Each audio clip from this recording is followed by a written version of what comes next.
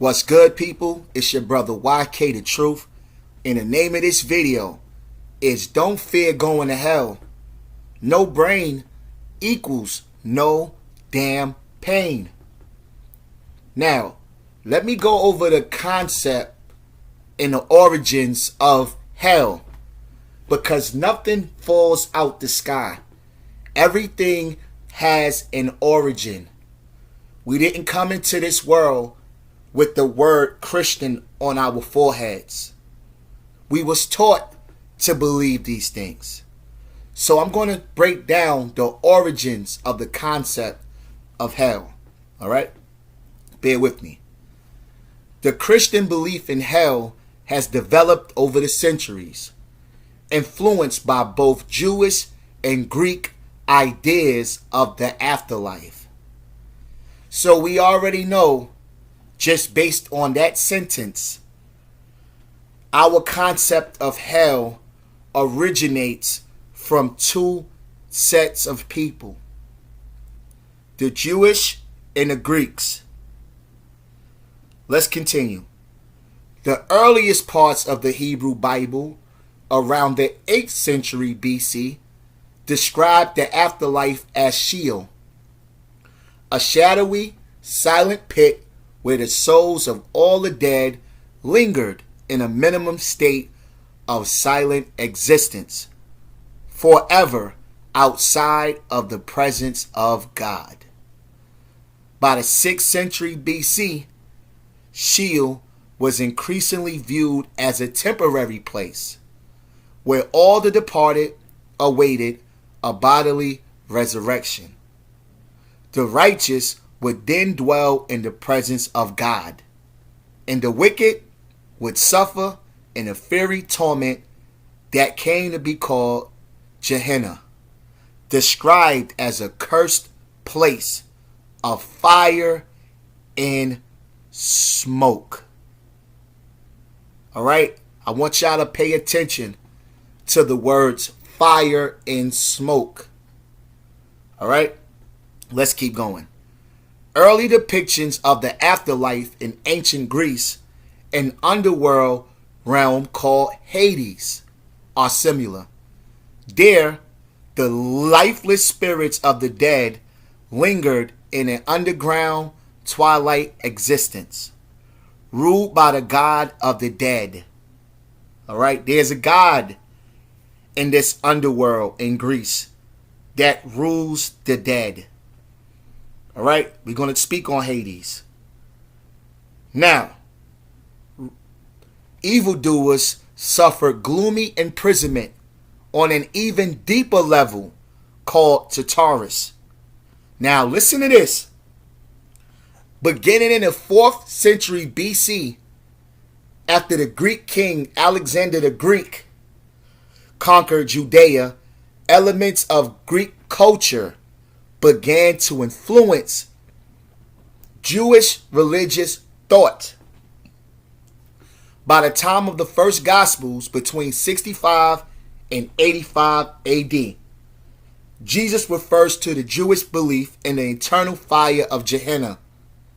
Elsewhere, he mentions evildoers' banishment from the kingdom of God in a blazing furnace, where the wicked will suffer sorrow and despair, and where there will be weeping and gnashing of teeth. Jesus also mentions the Greek Hades when describing how the forces of evil, the gates of Hades, would not prevail against the church.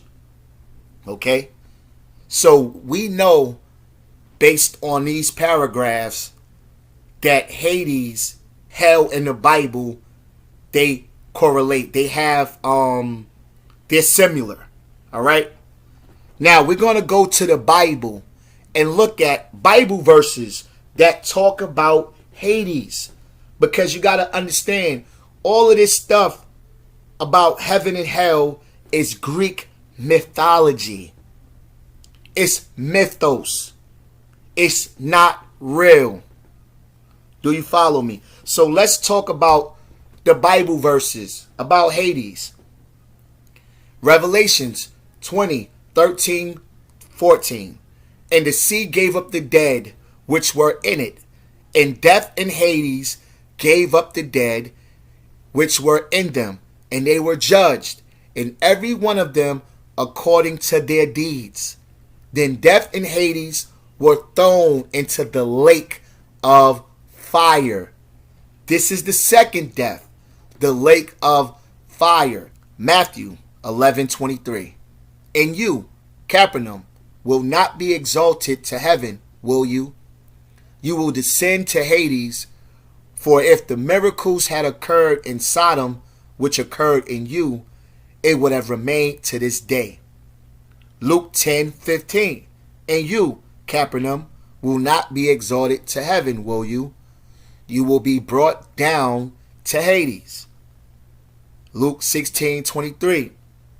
In Hades he lifted up his eyes, being in torment, and saw Abraham far away and Lazarus in his bosom. Acts 22:27. Because you will not abandon my soul to Hades, nor allow your Holy One to undergo decay. So these are Bible verses that speaks of this underworld, which is a temporary place that the souls dwell until the judgment. All right. Now let's talk about Hades, okay? Because as we seen in the beginning, that Greek influenced Christianity. All right, there's no doubt about it. Greece played a major role in religion and Christianity. So let's talk about Hades.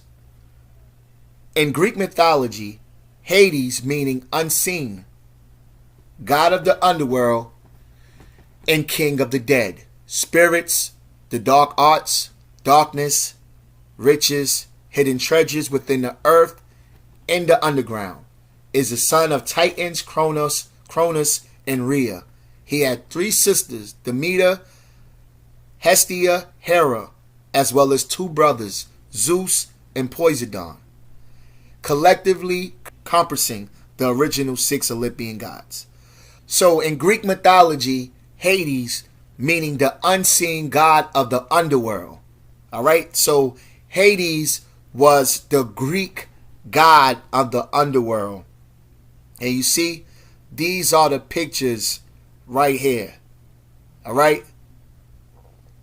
He was the king of the underworld, king of the dead, spirits.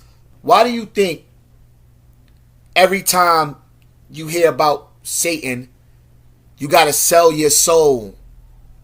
You see what I'm saying? To get these riches.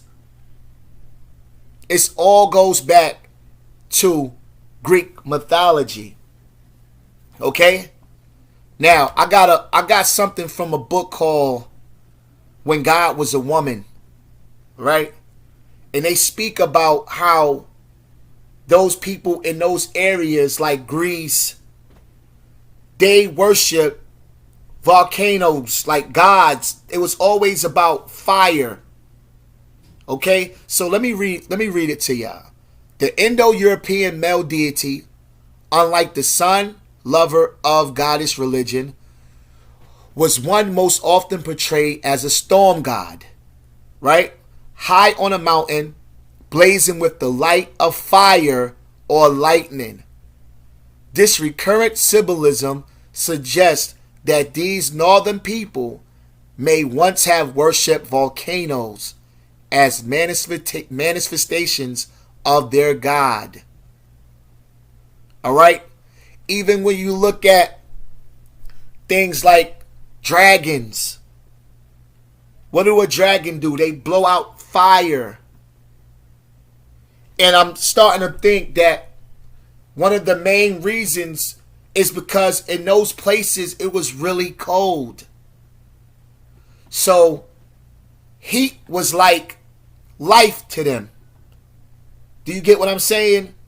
Fire was life. You needed heat to stay warm. This is when you have another god right here. He's a Greek god of fire. of volcanoes. You see that? This is all Greek mythology. This would be the in Rome, the Roman god Vulcan. Vulcan is all about fire, volcanoes, heat, lava. This is where you get the concept of hell. Even if you look at Dante's Inferno, Dante's Peak in Italy, because they had a lot of volcanoes, earthquakes. And I'm going to break it down to you right now in this book. Get this book. It's called When God Was a Woman by Merlin Stone. Okay? Now, another thing you have to understand of why I don't believe in hell, and I don't fear hell, and I don't accept that there is a heaven. Now, let's break down to this. Let's talk about verses in the Bible about thunder. Job 26:14. Lo, these parts of his pants, but how a little portion is heard of him. But the thunder of his power, who can understand? So now, these are the verses in the Bible about thunder. Because we already see right here that the Indo-European, unlike the sun lover goddess religion, right, was most often portrayed as a storm god, high on a mountain, blazing with the light of fire or lightning. Okay? Now, this is verses in the Bible that talks about thunder. And it said, Job 26:14, Lo, these parts of his ways, but how little a portion is heard of him. But the thunder of his power, who can understand? Job 28:26, when he made a decree for the rain and a way for the lightning of the thunder. Job 38:25, who hath divided a water course for the overflowing of waters, or a way for the lightning or the thunder. And you could continue. Christianity is Greek mythology. Okay? Christianity is nothing but mythos. This is why I don't believe in it. Okay? This is why I don't believe in it. Now, this is a brief video. What is a mythology? Because maybe it's somebody out there who don't know what a mythology is. What is a mythology? A mythology is a collection of myths, especially one belonging to a particular religious or cultural tradition. A book discussing Jewish and Christian mythologies, the study of myths, folklores. All right? It's just a mythology. Heaven and hell and heaven is not real. Have no fear. It's not real, my dear. Now I want to play the reason. Hold on. I want to share something before I share the clip of the bishop. I want to share this with y'all, okay? It was the mythos that got us. And when I mean that, it wasn't the person, it wasn't the people in the Bible, all right? We didn't give a damn about those people, all right? It was the myth, the stories, Jesus being resurrected, Jonah inside of a whale. It was the stories, the myths that got us. All right, now check it out. The myth is what got us, not the person. We know about Malcolm X and his story. Malcolm X historically existed.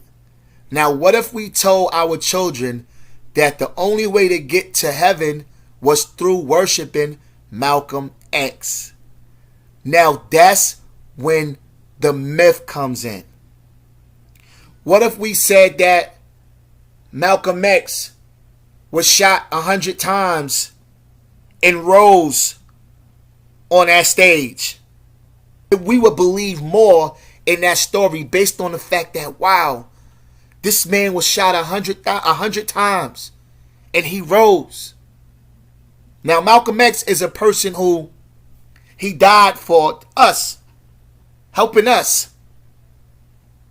But you see how I can turn his story into a myth?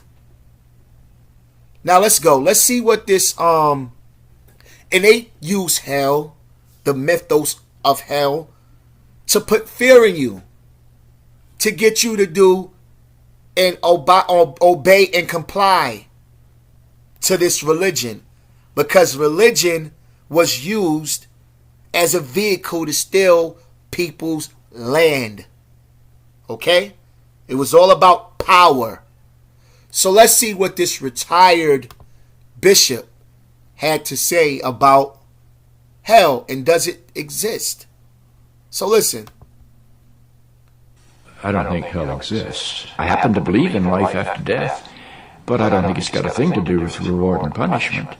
Religion is always in the control business. And that's something people don't really understand. It's in a guilt-producing control business. And if you have heaven as a place where you're rewarded for your goodness and hell as a place where you're punished for your evil, then you sort of have control of the population. And so they create this fiery place, which has quite literally scared the hell out of a lot of people throughout Christian history. And it's part of a control tactic. But wait a minute, you're saying that hell, the idea of a place under the earth or somewhere where you're tormented for an eternity, is actually an invention of the church? I think the church fired its furnaces hotter than anybody else. But I think there's a sense in most religious life of reward and punishment in some form. The church doesn't like for people to grow up, because you can't control grown-ups. That's why we talk about being born again. When you're born again, you're still a child. The people don't need to be born again. They need to grow up. They need to accept their responsibility for themselves and the world. What do you make of the theology, which is quite prominent these days in America, which is that there is one guaranteed way not to go to hell, and that is to accept Jesus as your personal Savior? Yeah, I grew up in that tradition. Every church I know claims that we are the true church, and they have some ultimate authority. We have the infallible Pope, we have the inerrant Bible. The idea that the truth of God can be bound in any human system, by any human creed, by any human book, is almost beyond imagination for me. I mean, God is not a Christian. God is not a Jew or a Muslim or a Hindu or a Buddhist. All of those are human systems which human beings have created to try to help us walk into the mystery of God. I honor my tradition. I walk through my tradition. But I don't believe my tradition defines God. I think it only points me to God. Exactly. So, hell is an invention by others.